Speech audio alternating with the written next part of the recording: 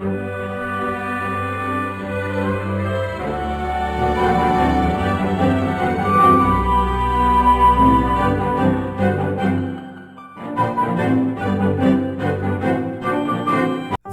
is the letter A. This is how you write the letter A.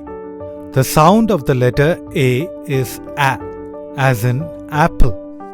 Anand is walking in his apple garden.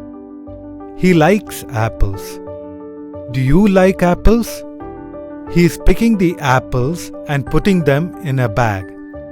There are many apples in the trees. There is a gardener in the garden. He is cutting down a tree with an axe. Can you see an axe? The axe is very sharp.